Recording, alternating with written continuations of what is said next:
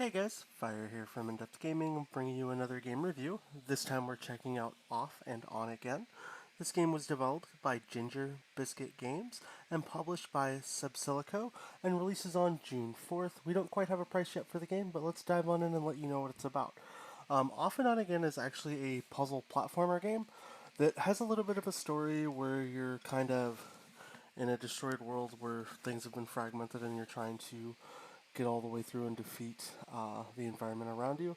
The game takes place over a multitude of different stages and levels that increase in difficulty, as well as it does have collectibles that you can try to locate, known as fragments, throughout the game. So let's dive on in, and we'll show off a little bit of the game. We'll dive here into the middle point while we're talking. So the main premise of this game is you are running away trying to navigate through different obstacles.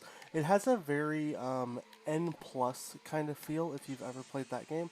If at any point you touch any lethal object in the game, your guy kind of fragments away and dies.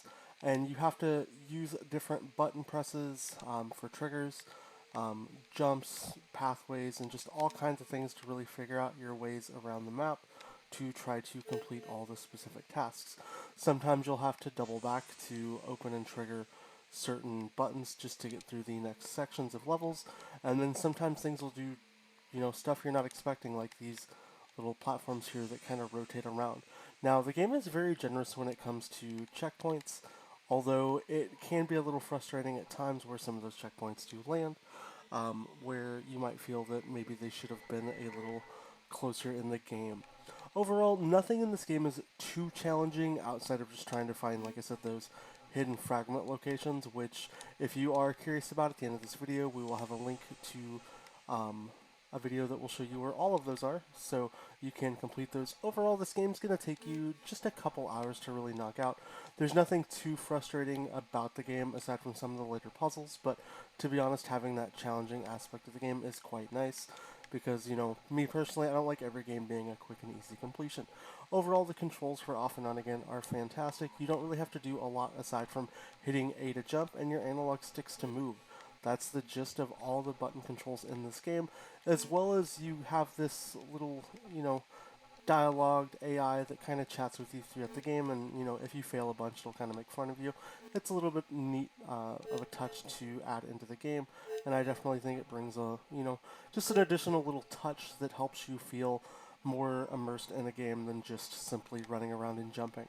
Now, the game does introduce a fair amount of environmental and world hazards that you're going to have to deal with while you're playing, from lasers to platforms that disappear to enemies that actually chase you. You're going to have just a constant bombardment of just crazy new things that you're going to get to interact and deal with, and I really do like that aspect of the game. I'm going to go ahead and transition here to maybe one of the later levels so you can see a little bit of what's the, end stages of the game kind of look like. Some of the stuff that I really enjoy is the game does do a pretty good job of ramping the pace up from what you expect in a difficulty level sense of the game. It doesn't just hand you things on a silver platter, it's going to make you actually work for things. And while you're playing the game, you're never going to feel too overwhelmed, as once you deal with one task, you'll begin to quickly find new things that'll allow you to work at it. I know I'm dying here quite a bit. Let's actually switch to a different level so it's a little easier to play and talk. We'll showcase a little bit at the beginning so you can see what I'm talking about. Generally, when you're first introduced into the game, it'll kind of show you new mechanics at kind of like a preview stage as you go through each of the main chapters of the game, but it is kind of all connected in one flow. Visually, though, this game looks amazing. I love this very simplistic art style, and it really makes you feel like you're trapped inside of some like computer, program system that I think the game is really aiming for in its, appeal. As well as I love, like I said, this just witty little AI that just kind of antagonizes you the whole way through the game. The sound effects and everything are perfect in the game as well. I don't think anything is, out of place here. The game does really solidly what it wants to do, and it really does give you a challenge, and especially if you like, games that aren't going to be insanely easy. Like I said, I think I completed this game in about 2 to 3 hours as I sit here and die over and over. Why can't I make this jump? If I have to give this game any type of a rating, I think I'm going to probably kick this game off at about a, 8, 7.5, 8 out of 10. I think it's a great game, as well as it does do a little more than just this basic story level. Beyond the level select screen to go work at different stages that you want to do, there is a multiplayer mode. It is local. There is no online portions of the game, but you can play with you and a couple buddies on the same couch at a wide variety of different game modes. None of these really appealed to me while playing the game. I did play a little bit of time in each one of these. I think if I have to give any type of a mode that was probably my favorite, it's probably this, invasion style mode was more my style because you get to kind of work together to fight off invasions.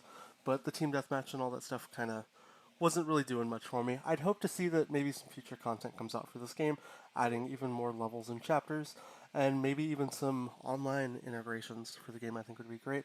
As far as achievements, there's nothing that's too super complicated. You have a little bit of a grindy achievement here where you have to play in the arena 100 times, but all of the other achievements in the game are pretty straightforward. Just beating the game will get you every achievement, and then you just need to find these 4 fragments like we mentioned earlier, which at the end of this video I'll have a link to our guide that'll walk you through how to find all 4 of these, just in case you don't want to go hunting for them by yourself. I want to make that a little easy. Overall though, I hope you guys did enjoy this review. If you have any questions about the game, as always, let us know down in the comments. We'll catch you guys next time, and I hope you have a great day.